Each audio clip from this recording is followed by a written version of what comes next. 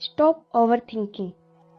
Overthinking तब होती है जब आप किसी चीज़ पर, आमतौर पर किसी समस्या या निर्णय के बारे में सोचने में बहुत समय और एनर्जी खर्च करते हैं, जिससे आप अनप्रोडक्टिव और स्ट्रेसफुल हो जाते हैं।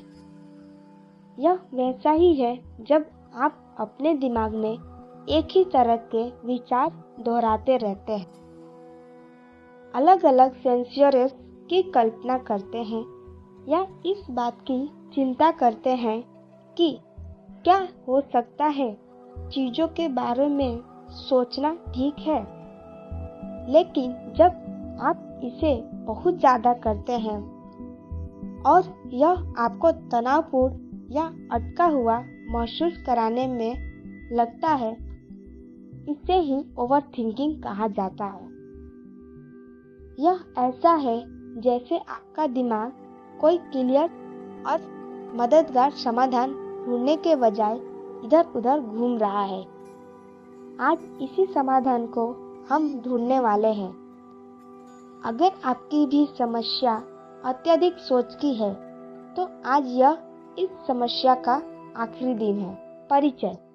आज हम बात करने वाले हैं स्टॉप ओवरथिंकिंग किताब के बारे में, जिसे निक ट्रेंसन ने लिखा है। इस किताब के समरी में आप चिंता को कम करने और अपने दिमाग पर नियंत्रण हासिल करने के प्रभावी इफेक्टिव तरीके सीखेंगे। भटकता हुआ मन दुखी मन होता है।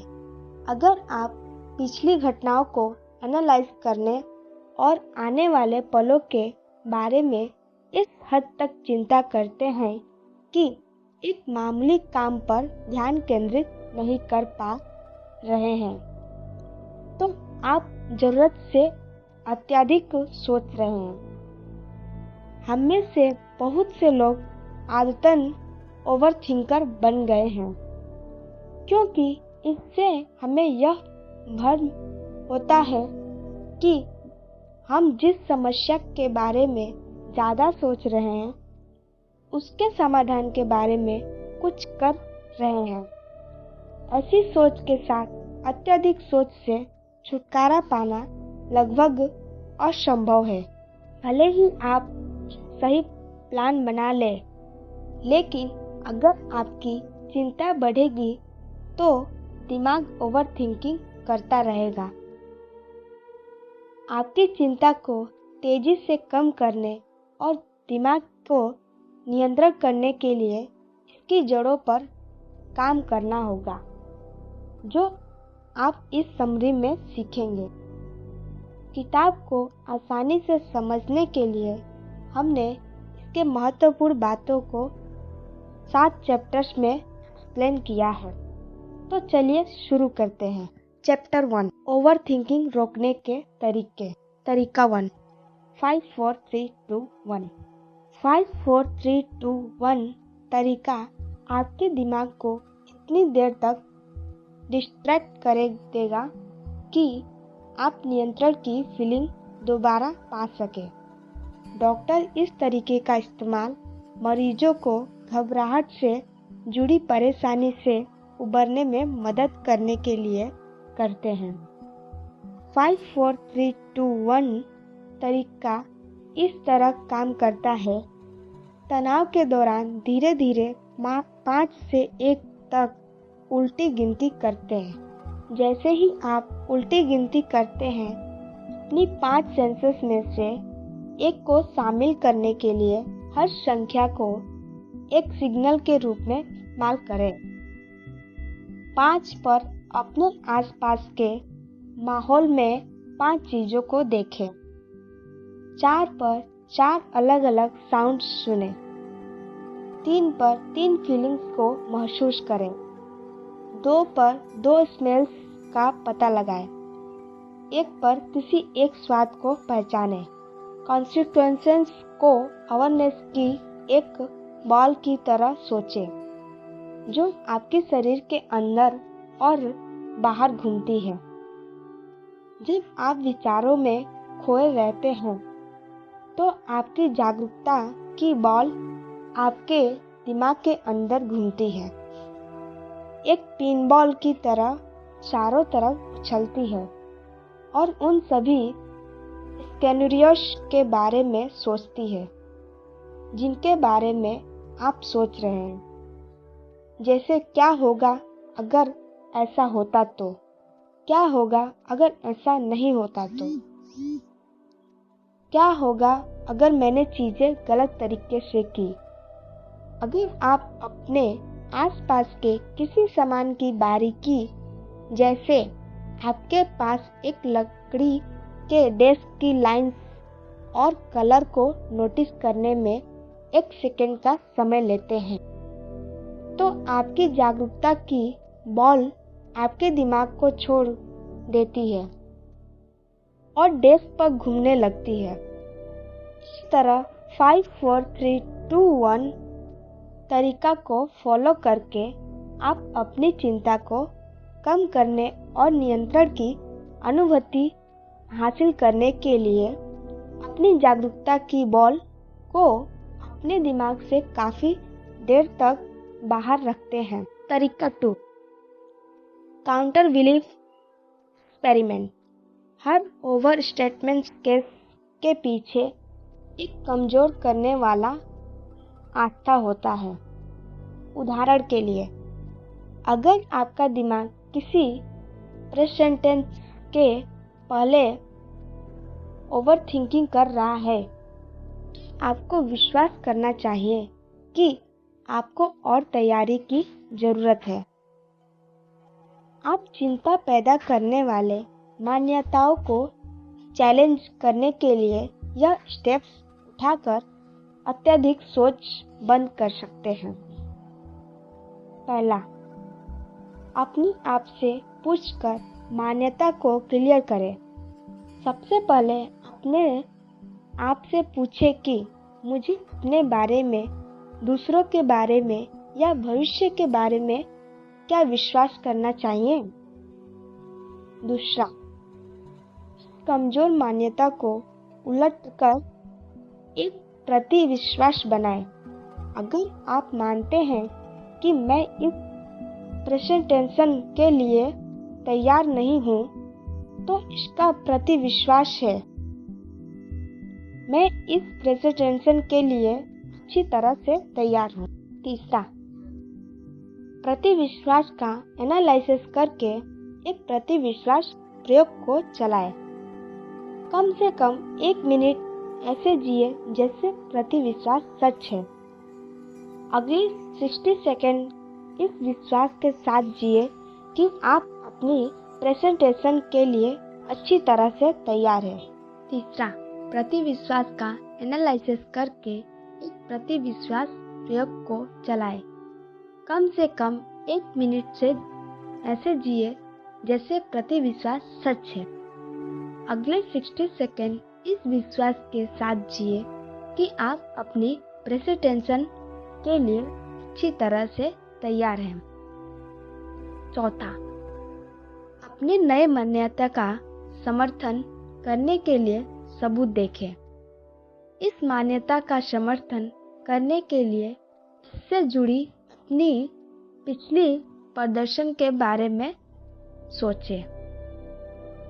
जब आप किसी प्रतिविश्वास का सपोर्ट करने के लिए सबूत ढूंढते हैं, तो अपने ऑडिंग विश्वास पर डाउट करना शुरू कर दें, जो आपकी चिंता को कम करता है और आपके अत्यधिक सोच वाले दिमाग को शांत करता है। तरीका 3, चिंता निलंबन, वरी सस्पेंशन। लेखक बताते हैं कि जब वह चिंता से घिर जाते हैं और काम पर ध्यान देना या किसी करीबी के साथ अपने समय को एंजॉय करना मुश्किल लगता है, तो अपना फोन उठाते हैं, साइड बटन दबाते हैं और कहते हैं, हाय गूगल असिस्टेंट, रात 8 बजे चिंता करने की मेरी अपॉइंटमेंट फिक्स करें। आमतौर पर जब तक रात के 8 बजते हैं, तब तक वह भूल जाते हैं कि किस बारे में चिंता कर रहे थे। ज़्यादातर समय हमारी चिंताएं सिर्फ एक्सेप्ट होना चाहती है। चिंता करने के लिए एक निर्धारित समय बनाकर आप अपनी चिंता को स्वीकार करते हैं और इसे समय के एक छोटे हिस्से तक लिमिट करते हैं ताकि यह दिन के बाकी घंटों में न फैल जाए। चिंता को टालना एंग्जायटी साइकिल को रोकने का एक बहुत ही सीधा और प्रभावी तरीका है। हम शायद ही कभी अपने जीवन से चिंता को खत्म कर सकते हैं, लेकिन जागरूकता के साथ इसकी शुरुआत और अवधि को सीमित कर सकते हैं। चैप्टर 2 ज़्यादा सोचने का मतलब अत्यधिक सोच नहीं है।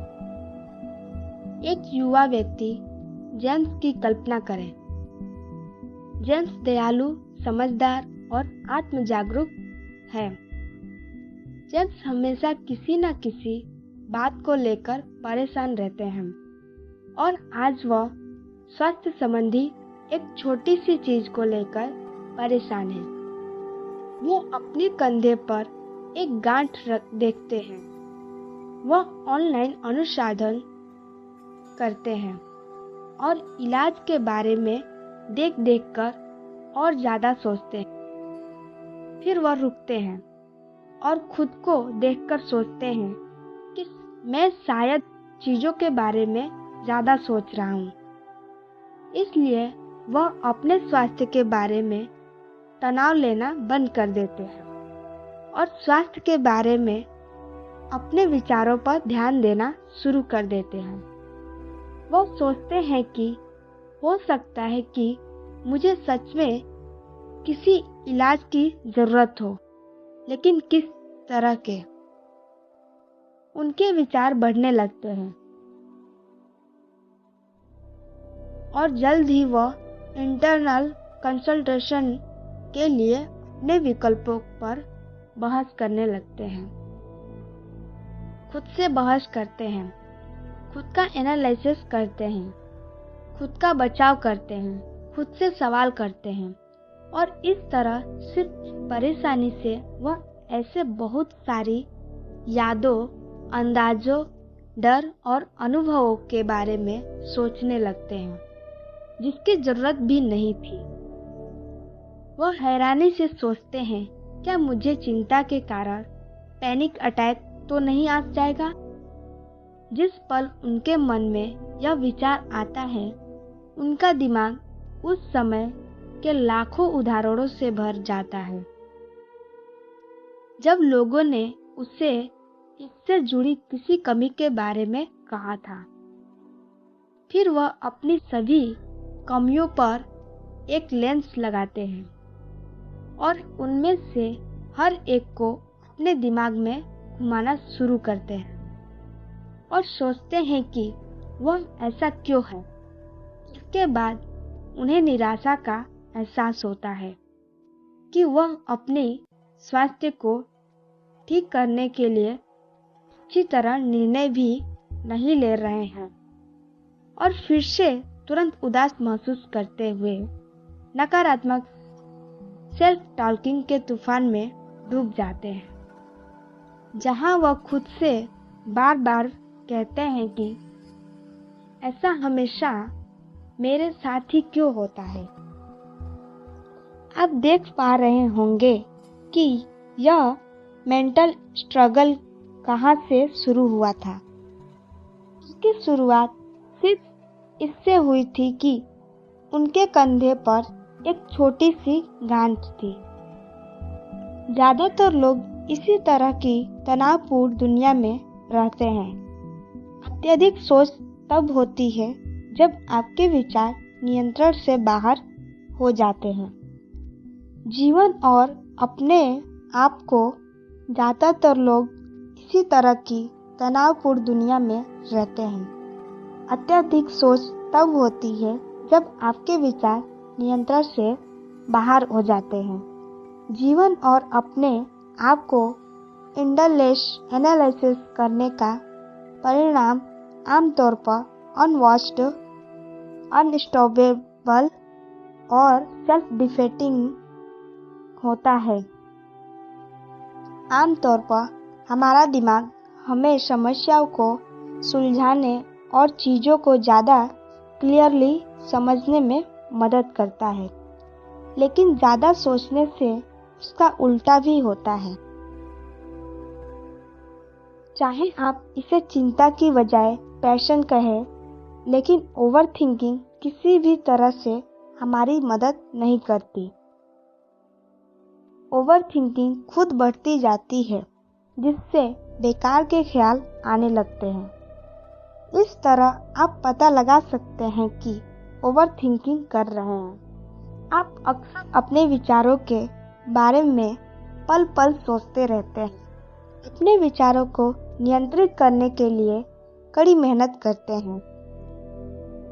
अपने विचारों के बारे में सोचते हुए अक्सर महसूस करते हैं कि कुछ विचार आपको पसंद नहीं है।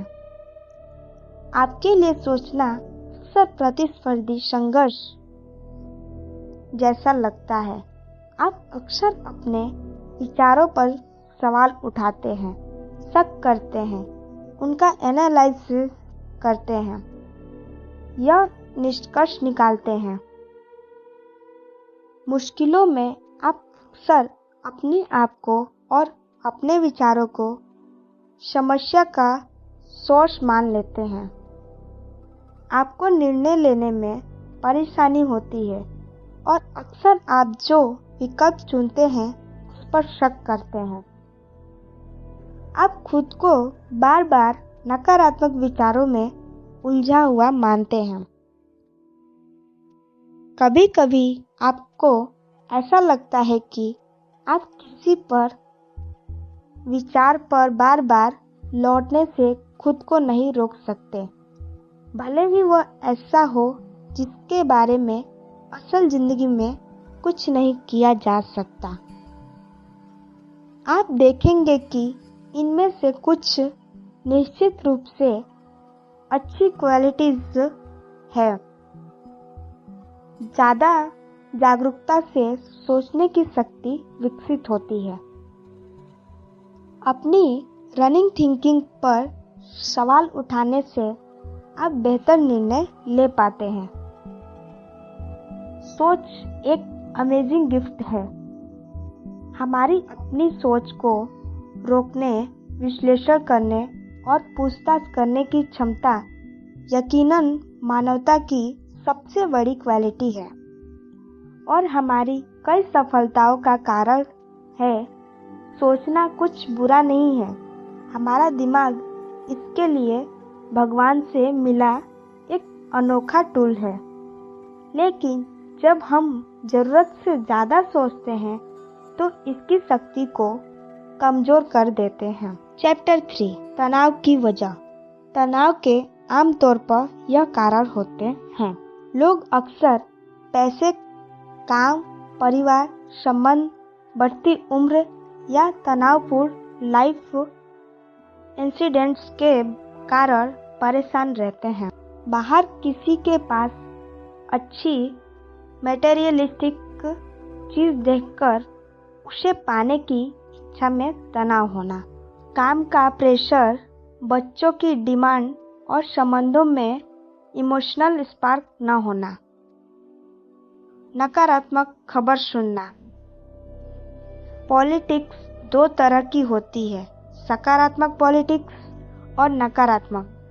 सकारात्मक जिसमें देश की तरक्की की बातें होती है और नकारात्मक जिसमें किसी दूसरे को नुकसान पहुंचाने की बातें होती है। नकारात्मक पॉलिटिक्स पर बातें करने से तनाव बढ़ता है। नींद की कमी और बहुत ज़्यादा जंक फूड खाना। वह दर्दनाक यादें जो अतीत में आपके साथ हुई उन्हें याद करना। आपका कम बैंक बैलेंस। इसके अलावा जिस माहौल में आप ज़्यादातर समय बिताते हैं वह भी दिमाग पर काफ़ी असर डालता है।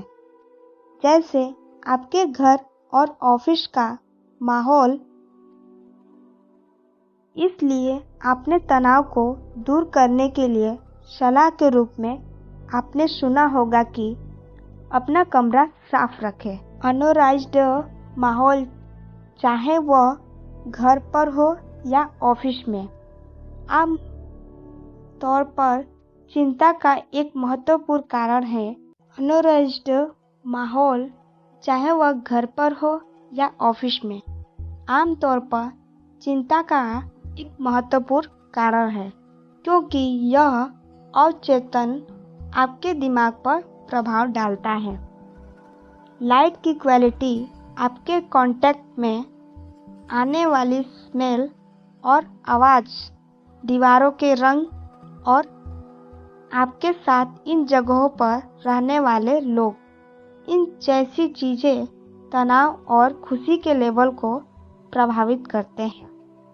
चैप्टर 4, ओवरथिंकिंग के परिणाम। क्या आपको जेम्स याद है? हमने सिर्फ कुछ समय के लिए उसके दिमाग पर एक नज़र डाली, लेकिन कल्पना कीजिए कि वह 24/7 ऐसा करता है। हालांकि हम जानते हैं कि यह फायदेमंद नहीं है, फिर भी ज़्यादातर लोग चिंता और ओवरथिंकिंग को नुकसानदायक नहीं मानते।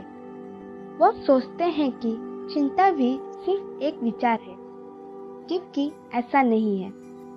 चिंता एक फिजिकल, मेंटल, साइकोलॉजिकल, सोशल और यहाँ तक कि स्पिरिचुअल घटना है। लाइफ का कोई भी ऐसा पहलू नहीं है जिस पर ओवरथिंकिंग का असर न होता हो।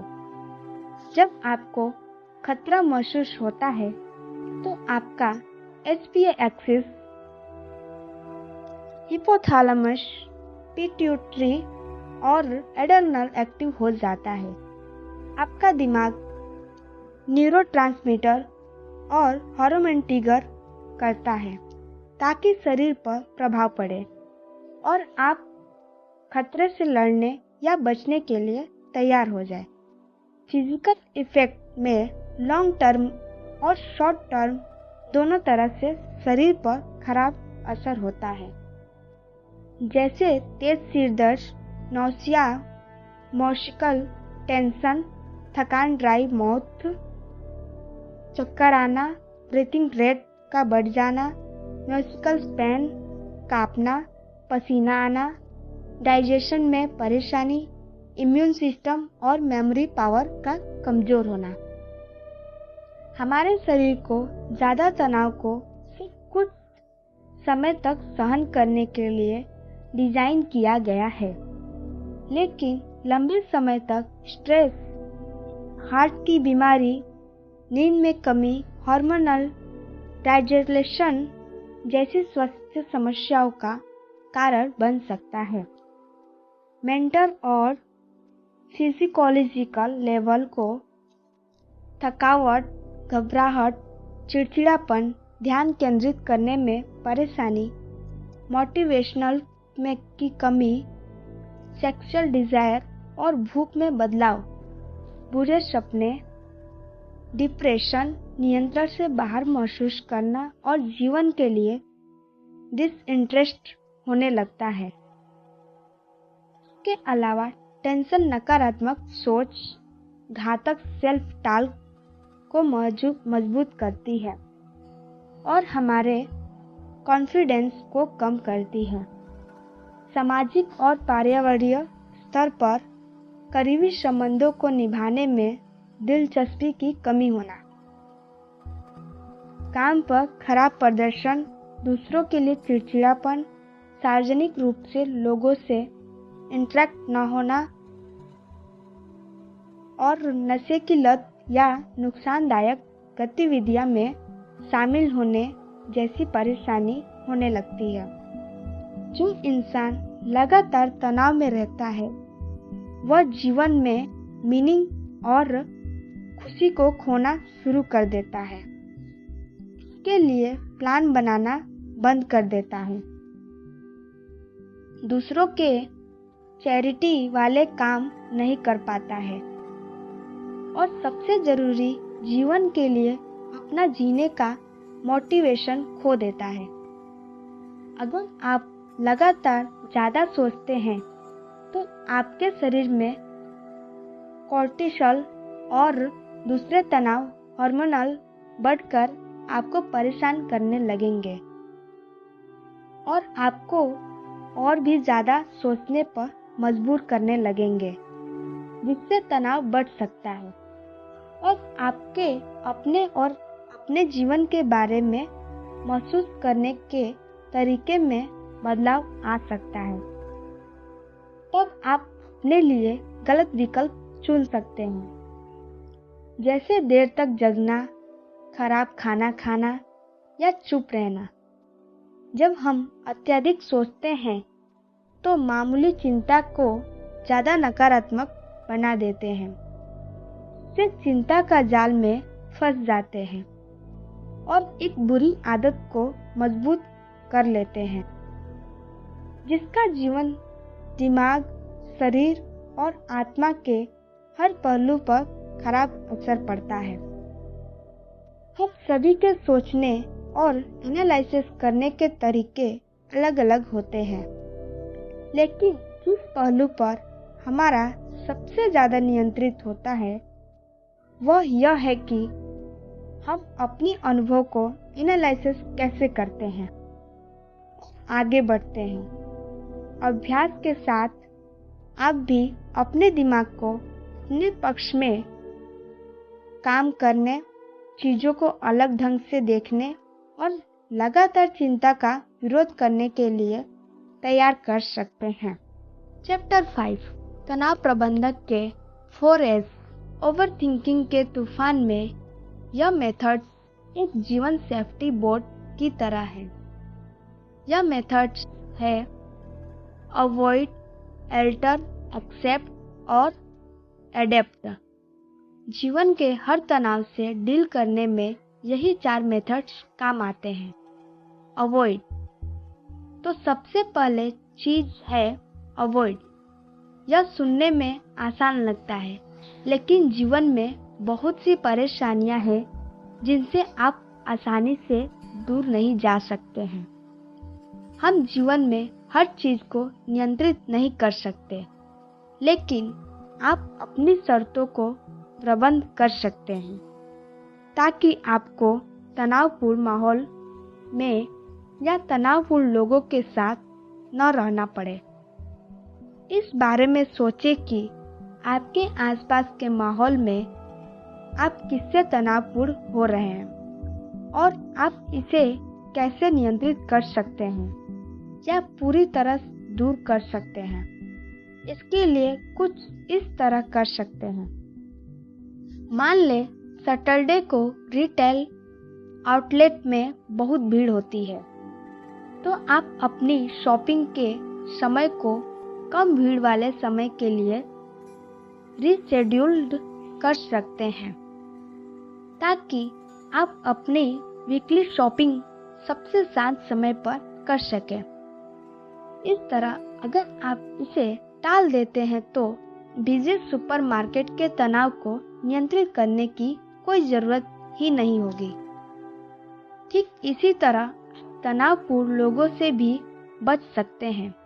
अगर आपको लगता है कि जब आपकी फैमिली हॉलीडेज के समय आपके साथ रहने आती है तो आपका तनाव बढ़ जाता है, तो उन्हें पास के किसी रूम में ठहरने का तरीका ढूंढें या ऐसी किसी भी गतिविधि की प्लानिंग करने से बचें जहां आप घंटों तक एक कमरे में एक साथ अकेले हो और आपके पास एक दूसरे को तनाव देने के अलावा कोई काम ना हो। जब आप तनाव से बचते हैं तो जिम्मेदारियों से भाग नहीं रहे होते हैं या असल समस्याओं से इनकार नहीं कर रहे होते हैं। आप बस उस तनाव को नहीं कहना सीख रहे हैं जो अनावश्यक और नुकसानदायक है। आप उन स्थितियों और लोगों को हमेशा न कह सकते हैं जो आपके रिसोर्सेज से बहुत ज़्यादा डिमांड करते हैं। रिसोर्सेज मेंटल एनर्जी, अटेंशन पैसे और आपका समय हो सकता है। अगर जीवन में कोई चीज़ आपका सारा समय बर्बाद कर रही है तो उसे नो कहने से रुके नहीं। अल्टर ना वर्क शेड्यूल देखें और उन 2 या 3 चीज़ों से छुटकारा पाए जो बहुत ज़रूरी नहीं है। इसके लिए वह काम किसी और को सौंपे या किसी और की जिम्मेदारी लेने दे। तो अगली बार जब आप किसी तनावपूर्ण स्थिति का सामना करें तो अपने आप से पूछें, क्या मैं इस पूरी चीज़ से बच सकता हूँ? अगर आप कर सकते हो तो करें। अगर ऐसा नहीं कर सकते हैं तो उस स्थिति को बदलने के तरीके ढूंढें। आपके पास हमेशा दूसरों से अपना व्यवहार बदलने के लिए कहने का विकल्प होता है। उदाहरण के लिए, अगर बार्बर आपके बाल आपके अनुसार नहीं काट रहा तो उन्हें ठीक से काटने के लिए कहें। चुपचाप परेशानी को सहने के बजाय अपनी ज़रूरतों और अनुभूतियों को सीधे कम्युनिकेटेड करें। अगर आप अपने दोस्त को साफ साफ यह नहीं बताते हैं कि उसके बेवकूफ़ी वाले चुटकुले आपको ठेस पहुंचाते हैं, तो चुपचाप बैठकर उसे सुनने की बजाय उससे यह बताएं कि आप कैसा महसूस करते हैं और उसे रोकने के लिए कहें। हम जीवन में हर तनाव से बच नहीं सकते हैं, लेकिन ये घटनाएं कैसे होते हैं इसमें हमारा ही योगदान होता है। स्ट्रेस कम करने के लिए लोगों से बात करें। इसके अलावा अगर आप उस स्थिति को टाल नहीं सकते तो समय को पास करते हुए तनाव टालने का तरीका अपनाएं। उदाहरण के लिए, अगर सैटरडे को ही स्टोर पर जा सकते हैं, इसके अलावा समय नहीं मिल पाता, तो अपने फ़ोन पर हमारी ऑडियो बुक चलाएं और शॉपिंग करते समय इसे सुनें। अगर आप किसी बोरिंग पार्टी में जाने को टाल नहीं सकते तो जाएं, लेकिन शुरुआत में क्लियरली कह दें, दुर्भाग्यवश मुझे 1 घंटे में जाना होगा। इस तरह जिस तनाव से आप बच नहीं सकते तो अपने आप से पूछें कि आप इसे बदलने के लिए क्या कर सकते हैं। अगर आपका जवाब ज़्यादातर ना है तो आपको एक कदम आगे बढ़कर इसे स्वीकार करने की ज़रूरत होगी। सबसे पहले, अगर आप किसी चीज़ को नापसंद करते हैं तो इस बारे में क्लियर रहे। स्वीकारना का मतलब यह दिखावा करना नहीं है कि आप वैसा महसूस नहीं करते जैसा आप सच महसूस कर रहे हैं, बल्कि वही दिखाना है जो आप सच में महसूस कर रहे हैं। उदाहरण के लिए, आपके पार्टनर ने रिसेंटली मैसेज के द्वारा आपसे संबंध तोड़ लिया है और आप उसके इस निर्णय के बारे में बहुत कुछ नहीं कर सकते, तो अपनी अनुभूति को शेयर करने के लिए किसी दोस्त को फ़ोन करके स्थिति को स्वीकार करने पर काम कर सकते हैं। अगर स्थिति ऐसी है जिसमें आपके साथ इनजस्टिस हुआ है तो एक्सेप्ट करके माफ़ कर दें। याद रखें कि माफ़ करना ऐसी चीज़ है जो आप अपने लिए करते हैं, ना कि दूसरे इंसान के लिए। जब आप माफ़ करते हैं तो आप दूसरे इंसान पर नाराज़गी जताने और उसे ब्लेम करने के तनाव और बर्बाद होने वाली ऊर्जा से खुद को आज़ाद कर रहे होते हैं। कभी कभी हम खुद बाहरी स्थितियों को नहीं बदल सकते, लेकिन उस समय आप यह देख सकते हैं कि अंदर से उनके बारे में कैसे बात करनी है और सकारात्मक लहजे का इस्तेमाल करना है। उदाहरण के लिए, यह कहने के बजाय, मैं अपने एग्ज़ाम में फेल हो गया और अपनी फैमिली का पैसा बर्बाद कर दिया, मैंने भी बहुत मेहनत की, इसके बावजूद पास नहीं हुआ, मैं कितना बेवकूफ़ हूँ। आप कह सकते हैं मैंने गलती की है और मैं इससे खुश नहीं हूँ, लेकिन यह घटना मुझे परिभाषित नहीं करता। मैं इन गलतियों से सीखकर आगे बढ़ूंगा और अगली बार बेहतर प्रदर्शित करूंगा।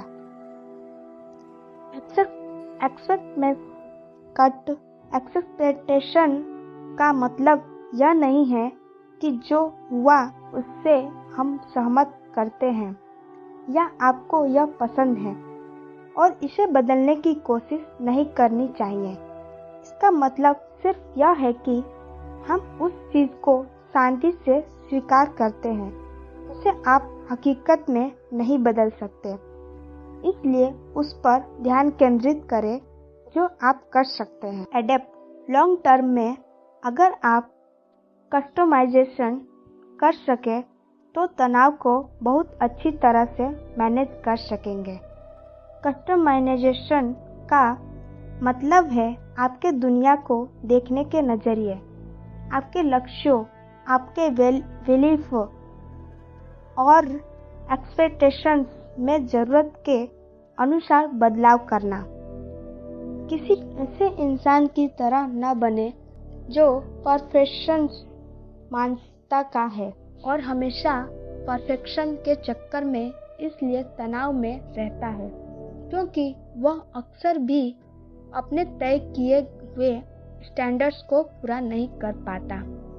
तो तनाव को ख़त्म करने का सबसे अच्छा तरीका यह नहीं है कि वह सुपरमैन बनने का रास्ता ढूंढे, बल्कि अपनी एक्सपेक्टेशन को कम करें ताकि उसकी नई एक्सपेक्टेशन ज़्यादा सूटेबल और हकीकत के अनुसार हो।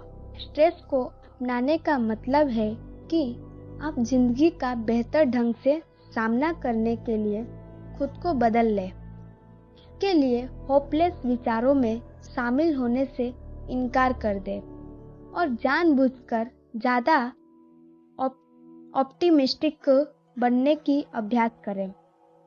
इस तरह सिर्फ नज़रिए बदलने से आप अक्सर अपने मानसिकता को फ्लेक्सिबल बनाते हैं, जिससे परेशानी में भी मौके नज़र आने लगते हैं। क्योंकि जब हम तनाव फ्रेंडली हो जाते हैं तो खुद को मजबूत बनाने के तरीके ढूंढते हैं। के लिए हर दिन उन सभी अमेजिंग चीज़ों की थैंक यू लिस्ट बनाने की आदत डालें जो आपको असल ज़िंदगी में मिली है। इसके अलावा अफर्मेशन करें कि आप मजबूत हैं और विपरीत परिस्थितियों से डील कर सकते हैं। अगर आपके पास इस तरह की शक्तिशाली अप्रोच, विचारों और मोटिवेशन है तो आप कॉन्फिडेंस से स्थितियों का सामना कर सकते हैं और इस मानसिकता के साथ जीने से पर्सनालिटी बेहतर बनती है। तो ये है स्ट्रेस मैनेजमेंट के 4 प्रिंसिपल्स। जब आप खुद को तनाव में महसूस करें तो रुके और उसे देखें। स्थिति चाहे कितनी भी तनावपूर्ण हो, आपके लिए सक्रिय इसे डील करने का तरीका हमेशा मौजूद होता है। आप तनाव के सामने हेल्पलेस नहीं हैं। आपके पास टूल्स मौजूद है। इन टूल्स का इस्तेमाल करने के लिए बस थोड़ी सी जागरूकता की जरूरत है। उदाहरण के लिए वर्क प्लेस पर कोई कॉलेज आपको हर दिन तनाव देता है तो कॉलेज से बच सकते हैं। उदाहरण के लिए वर्क प्लेस पर कोई कलीग्स आपको हर दिन तनाव देता है तो चुप रहने के बजाय रुके और पूछे कि क्या आप कलीग से बच सकते हैं। कैफेटेरिया में उनसे मिलने से बचने के लिए अलग समय पर लंच करें या फिजिकली उनसे दूर बैठे। लेकिन मान लीजिए कि आप वीकली मीटिंग्स में उनका सामना करने से बच नहीं पाते। यहीं पर वे अक्सर आपको परेशान करते हैं या आपके आइडियाज चुरा लेते हैं। तो आप स्थिति को बदलने के तरीकों के बारे में सोचें जैसे आप मीटिंग से जल्दी बाहर कैसे निकल सकते हैं। आप अपने कलीग से पर्सनली बात करें और अपनी चिंताओं को शेयर करें कि मैं आपके इस व्यवहार से मीटिंग में अनकंफर्टेबल महसूस करता हूँ। जब आप मुझे रोकते हैं तो लगता है कि मुझे रिजेक्ट कर दिया गया है। अगली बार मीटिंग में आप अपने आइडियाज शेयर करें और कृपया मुझे से थोड़ा सीमा में रहें। अगर इनमें से कुछ भी हकीकत में संभव नहीं है तो स्थिति को स्वीकार करें। किसी करीबी दोस्त से अपनी निराशा के बारे में बात करें या अपने आप को यह हकीकत समझाएं कि उस कलीग का नेचर ही ऐसा है। वह सभी को परेशान करता है, इसलिए उसे व्यक्तिगत रूप से न लें। अंत में आप ज़्यादा आत्मविश्वासी और आउटस्पोकन व्यक्ति बनने पर काम करके इसे काबू कर सकते हैं। जब आपको यह एहसास हो जाए कि मीटिंग में आपको भी बोलने का उतना ही हक है जितना किसी और को, तो आप आत्मविश्वास से कहें कि मैं अभी बोल रहा हूँ, कृपया आप बाद में अपनी बात कह लेना, और जारी रखें। इससे आप ओवर थिंकिंग को रोक सकते हैं। चैप्टर 6 तनाव डायरीज और जर्नल्स का इस्तेमाल करें। अपने रोज के अनुभव के बारे में ज़्यादा जागरूकता लाने का एक कठोर तरीका है कि इसे लिख लें। ज़्यादा सोचने से कभी कभी ऐसा लगता है कि आपके दिमाग में एक साथ लाखों चीज़ें चल रही है और यह तय करना मुश्किल हो जाता है कि आपकी चिंता के पीछे सच में कौन सा कारण है। एक तनाव डायरी आपके ट्रिगर्स और उन पर आपके रिस्पॉन्सेस को क्लियर करने में आपकी मदद कर सकती है। वहां से आप अपने तनाव के स्तर को प्रबंध करने के लिए सक्रिय कदम उठाना शुरू कर सकते हैं। एक तनाव डायरी आपके तनाव स्तर और उससे जुड़ी जानकारी का एक रिटन रिकॉर्ड है जिसे आप बाद में एनालाइसिस कर सकते हैं और तनाव को प्रबंध करने के लिए कदम उठा सकते हैं। हम सभी को जीवन में कुछ तनाव की जरूरत होती है और कुछ तनाव को खत्म करने की जरूरत होती है। इसलिए यह डायरी आपको क्लियरली यह पहचानने में मदद करेगी कि वह कौन सा तनाव आपके लिए ठीक है और कौन सा नहीं। हर एंट्री को समय और डेट के साथ रिकॉर्ड करें और आप अभी कैसा महसूस कर रहे हैं उसके आधार पर अपने आप को रेटिंग दें। उदाहरण के लिए, बिल्कुल भी तनाव न होने पर 1 और बहुत ज़्यादा तनाव के लिए 10 की रेटिंग दें। तनाव मेजर के लिए अपने फिजिकल सिम्टम्स को नोट कर सकते हैं। यह भी ध्यान दें कि वह तरीका तनाव को मापने के लिए कितना प्रभावशाली है। फिर हाल में हुए किसी भी तनावपूर्ण घटना पर ध्यान दें और साथ ही यह देखने की कोशिश करें कि आपकी वर्तमान स्थिति क्या कारण है। अंत में ध्यान दें कि आपने घटना पर कैसा प्रतिक्रिया दिया और परिणाम क्या था। उदाहरण के लिए 4 फरवरी 9:15 AM पिता के कंधे की सर्जरी के बारे में एक तनावपूर्ण मैसेज प्राप्त हुआ। यह देखकर थोड़ा थोड़ा थका हुआ महसूस होने लगा। पेट में अजीब सा महसूस होने लगा।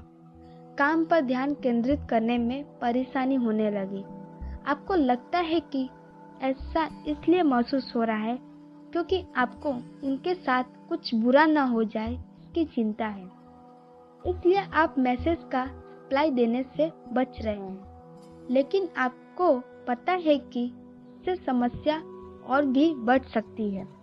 हर बार जब आपको अपना मूड बदलता हुआ महसूस हो या जब काफी तनाव हो तो कहीं लिख ले।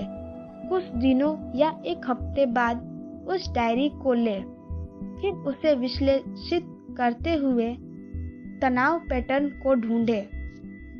जैसे तनाव के सबसे कॉमन कारण क्या है, यानी आमतौर पर तनाव में अचानक मूड बदलने से पहले क्या होता है और इन घटनाओं ने पिछले दिनों आपकी उत्पादकता को कैसे प्रभावित किया। आपने इन घटनाओं को पर इमोशनली और प्रैक्टिकली कैसे प्रतिक्रिया दिया और क्या आप जागरूक हैं?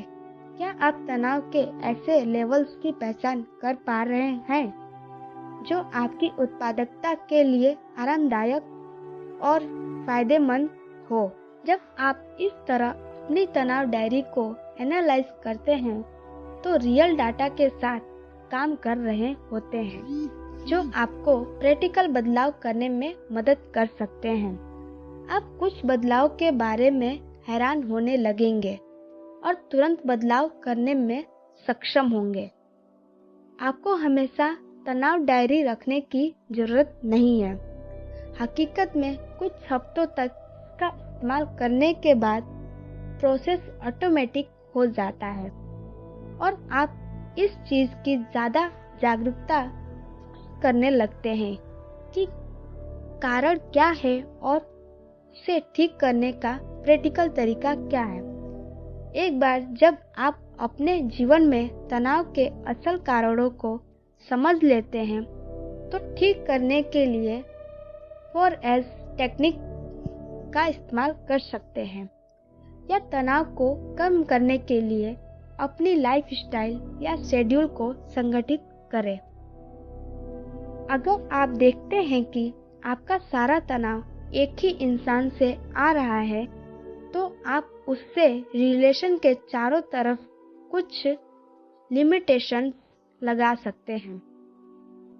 अगर आप देखते हैं कि गुस्सा करने से चीजों को संभालना मुश्किल हो जाता है तो अपने गुस्से को कम करने पर काम करना शुरू करें।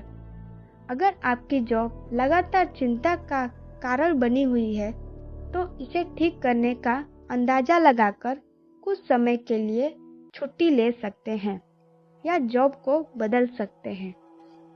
जो भी तनाव हो उसे लिखें जरूर, क्योंकि चीजों को लिखने से अपने आप ही तनाव दूर होने लगता है। यह आपको अपने थॉट्स को इकट्ठा करने, प्रॉब्लम्स को सुलझाने और अपनी अंदरूनी आवाज को सुनने में मदद करता है। इस तरह यह डायरी एक थेरेपिस्ट की तरह काम करती है। आपको जो पसंद है और जो आपकी सिचुएशन में काम करता है उसके अकॉर्डिंग जर्नलिंग या एक डायरी का इस्तेमाल करने। अगर आप खराब मूड से जूझ रहे हैं तो आपको ग्रेजुएट जर्नल करना हो चाहिए। बस रोजाना उसमें 5 ऐसी चीजें लिखें जिनके लिए आप ग्रेटफुल हैं। यह छोटे से छोटी चीज भी हो सकती है, जैसे आपकी सुबह की कॉफी का अच्छा टेस्ट, आज सड़क पर चलते हुए दोस्त से मिलने पर खुशी, या नई जीन्स को पहनने से अच्छा महसूस होना। यह तरीका बारीकी से आपका ध्यान आपके रिसोर्सेस और पॉसिबिलिटीज पर शिफ्ट कर देगा और आपके एक्सपीरियंसेस को नया रूप देगा। अगर आप किसी दर्दनाक लाइफ इंसिडेंट या बहुत मुश्किल समय से गुजर रहे हैं तो सिर्फ इमोशनली अच्छा फील करने के लिए जर्नल लिखें।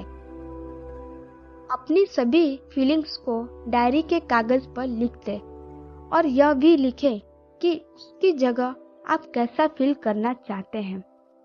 ऐसा करने के बाद आप नेचुरली सेल्फ अवेयरनेस फील करेंगे और आगे बढ़ने के लिए कुछ सेंस देखेंगे। अगर आपकी लाइफ में बहुत ज़्यादा तनाव चल रहा है तो बुलेट जर्नलिंग को आजमाएं। इसमें आप डेली गोल्स, प्रायोरिटीज और अच्छी यादों पर नजर रखने के लिए शॉर्ट नोट्स बनाएं। चीज़ों को शॉर्ट रखने से आपको ऑर्गेनाइज कर रहने और लाइफ में खुशी को जोड़ने में अच्छी मदद मिलेगी। कुछ लोग बुलेट जर्नलिंग को आर्ट के साथ करना पसंद करते हैं। खुद को एक्सप्रेस करने और मोटिवेशन बढ़ाने के लिए इस तरह के कलर और इमेज का इस्तेमाल करते हैं। हालांकि यह हर किसी के लिए नहीं है। अगर आप इस तरीके से अच्छा महसूस नहीं करते तो इसे छोड़ दें। हर जर्नलिंग को कुछ पॉजिटिव और रियलिटी के साथ पूरा करने की कोशिश करें। जैसे अंत में एक पॉजिटिव अफर्मेशन लिखें, कुछ पॉजिटिव एक्शन लिखें या उसमें आगे बढ़ने वाली कुछ पॉजिटिव और सॉल्यूशंस का रास्ता लिखें। अगर आप खुद को पास्ट की दुखी यादों में लौटते हुए पाते हैं तो अवेयरनेस के साथ अपना पास्ट डिजाइन करें। इसके लिए पास्ट की अच्छी और यादों और लर्निंग्स को लिख लें और उन चीज़ों को भी नोट कर लें जिन्हें पास्ट में नहीं बदल पाने के कारण दुखी थे लेकिन अब बदल सकते हैं। फिर इन्हें इंसिडेंट्स को छोटे छोटे हिस्सों में तोड़ें और ऐसे थीम पैटर्न की तलाश करें जो उन सभी को एक साथ जोड़ता है। देखें कि आज का पल कैसे पास्ट से जुड़ता है। फिर अपने आप से पूछें कि आप इसकी जिम्मेदारी लेने के लिए क्या कर सकते हैं। एग्जाम्पल के लिए, अगर आप पास्ट में की गई गलतियों पर शिकायत कर रहे हैं तो इस तरह से एक कहानी बना सकते हैं। आप बेवकूफ़ नहीं थे जिसने कुछ गलत किया, बल्कि आप युवा थे और सीख रहे थे और अपने डेवलपमेंट प्रोसेस में लगातार बेहतर हो रहे थे। आप देख सकते हैं कि उस समय की गई गलती ने आज आपको ज़्यादा मैच्योर बना दिया। चैप्टर 7, अपने समय और इनपुट्स को मैनेज करें। हमारी चिंता का सबसे बड़ा सोर्स खराब समय प्रदर्शन प्रबंध।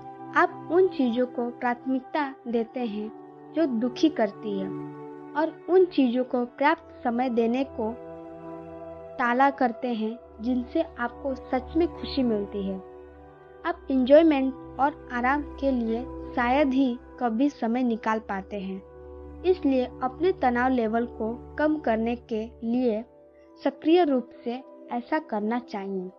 इसके लिए आप डेली रूटीन बना सकते हैं और अपने कामों को प्राथमिकता के हिसाब से कर सकते हैं। इसके अलावा अपने बड़े लक्ष्यों को छोटे हिस्सों में बांटकर एक एक करके पूरा करने से आप खुशी के साथ बिना किसी तनाव के आगे बढ़ेंगे। एलिन के इनपुट प्रोसेसिंग तरीकों को अपनाएंगे। इसमें सबसे पहले आप इस बात पर ध्यान दें कि कॉल, ईमेल जैसी सबसे छोटी एक्सीडेंट चीज़ों पर भी कैसे प्रतिक्रिया देते हैं। फिर आपको अपने वर्तमान प्रतिक्रिया के बेस पर प्रतिक्रिया देने के बेहतर तरीके की प्लानिंग बनानी है। एक दूसरा उपयोगी तरीका लक्ष्यों का इस्तेमाल करना है। आपके goals specific, measurable, achievable, relevant. आपके goals specific, measurable, achievable, relevant और टाइम बाउंड होने चाहिए। अपने लक्ष्यों को बहुत स्पेसिफिक डिटेल्स के साथ नोट करें ताकि आप जान सके कि सच में क्या करना है। फिर यह मेच्योर के लिए कोई स्टैंडर्ड या पैमाना बनाएं जिससे आपको पता चलेगा कि आपने यह लक्ष्य हासिल कर लिया है। तय करें कि आप लक्ष्य हासिल करने लायक हो। कुछ ऐसा नहीं होना चाहिए जिसे सिर्फ सपने में देखा जा सके, हकीकत में उसका कोई एक्सीडेंस ही न हो। देखें कि यह लक्ष्य आपके जीवन की वैल्यूज से कैसे जुड़ा है और इसे हासिल करने से आपकी लाइफ में कौन सा पर्पस पूरा होगा। अंत में इस लक्ष्य को पूरा करने के लिए एक समय सीमा तय करें ताकि आप इसे तय समय में पूरा कर सकें। निष्कर्ष। तो दोस्तों, यह थी स्टॉप ओवरथिंकिंग किताब की समरी। हमने किताब से अब तक जो कुछ भी सीखा है उसको एक बार दोहरा लेते हैं ताकि आसानी से याद रहे। पहला, ओवरथिंकिंग का मुख्य कारण जरूरत से ज़्यादा किसी चीज़ के बारे में सोचना है। दूसरा, ओवरथिंकिंग से होने वाले तनाव को रोकने के लिए यह तरीके अपनाएं। 5 4 3 2 1 तरीका। तनाव के दौरान धीरे धीरे 5 से 1 तक उल्टी गिनती करें। जैसे ही आप उल्टी गिनती करते हैं, अपनी 5 सेंसेस में से एक को शामिल करने के लिए हर संख्या को एक चिन्ह के रूप में इस्तेमाल करें।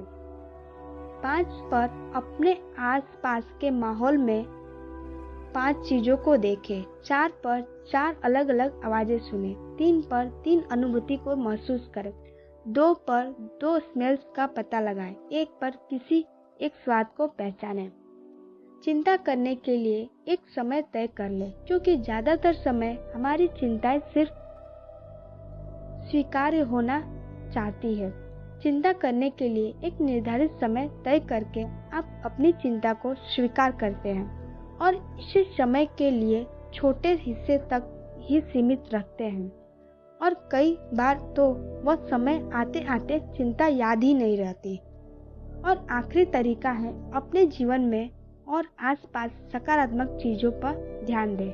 धन्यवाद। स्टॉप ओवरथिंकिंग किताब की समीक्षा।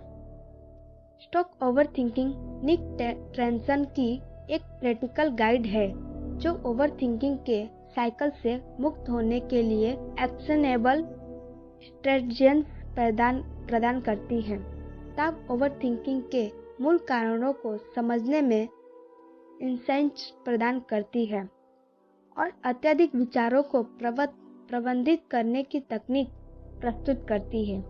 यह पाठकों को उनके दिमाग पर नियंत्रण पाने में मदद करने के लिए कॉग्निटिव व्यवहार तकनीकों को माइंडफुलनेस प्रैक्टिकल्स के साथ जोड़ती है।